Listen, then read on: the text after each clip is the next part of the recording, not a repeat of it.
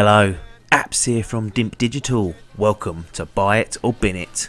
On this edition, we take a look at Dishonored Definitive Edition. This is the Xbox One and PlayStation 4 remaster of the 2012 original. It's developed by Arcane Studios and published by Bethesda Softworks. As always, let's start with my cards on the table. First off, I actually had the original shortly after it came out in 2012. I rented it and I played probably the first 2 or 3 levels and then I binned it.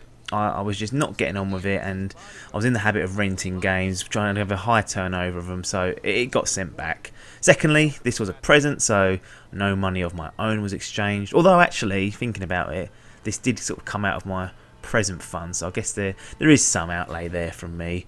Lastly, PlayStation 4, as per usual, it's a third-party release. So yeah, I had this game and I sent it back, so you're probably thinking, why did I bother with this? And truth be told, I was questioning it myself, but you know what, as soon as I dropped the package into the post box to send it back, I had this overwhelming feeling of regret. I knew I was sending back a good game, and I hadn't given it a fair chance, and this gnawed away at me for a long time. And when the definitive edition got announced, this was like pure relief. You know, I was going to get a chance to right the wrong, and it's turned out to be a fantastic decision. Dishonored is a great game that gives you tools to tackle each mission however you please. Fancy blowing everyone away and assassinating your target? Go ahead. Or do you fancy maybe going on a ghost run, you know, non-lethally disposing of your target? That's just as accessible too. Now, there are pros and cons to each of these paths, so going stealthy, for example, is just much more difficult. You know, you have to take your time, analyse the enemy pass and think outside the box.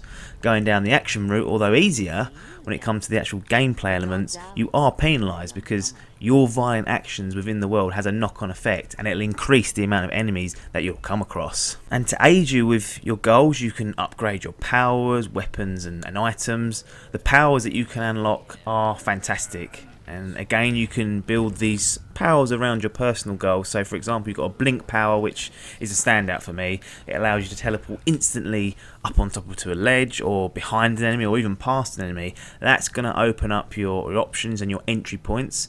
For the sadists out there, you can even call in a swarm of rats to gobble up enemy corpses so they can't be found, or even upgrade it to a level where it'll actually take down live enemies. It's a little bit grim itself. It's all first person, and the combat is mainly hand to hand, and that can sometimes lead to awkward controls in other games, but in Dishonored Definitive Edition, Arcane Studios have done a great job. No complaints of the controls here, it is excellent. The world that Dishonored creates is very unique as well. They do a fantastic job of setting the scene and making this feel like this is a world that exists just somewhere out there in the mist maybe, and it comes with the standard kind of notes and books that you can pick up and read, and that they really do actually add an extra layer to the history and the practices of Dunwell.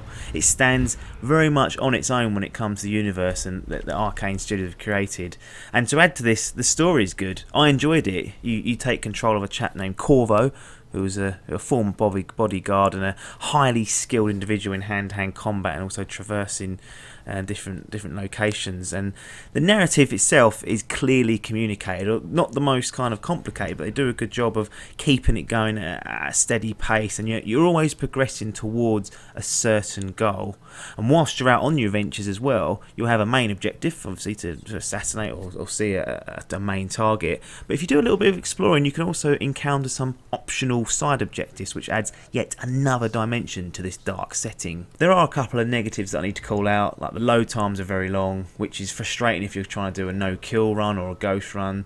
Lots of reloading can really bring down the game to a snail's pace, and to add to this misery, there's no quick save, which is quite disappointing. The game tells you save often, and as it stands, you have to navigate into the start menu, go down, choose save, then choose a slot to save it override. Do you want to do this? All this sort of nonsense. And it's all a bit of a pain in the arse, to be honest. Now, you might think that's me really nitpicking there, but when you've been playing like Fallout for 70 odd hours, and all you have to do is press start on the next, and it saves in 1 second, no deciding the slots, no confirmation, this really does stand out as a drawback. And in a game where you want to keep checkpointing your progress, if you've made some some made some good options and got past a particularly difficult bit, it does bring it down a little bit and create some frustration there.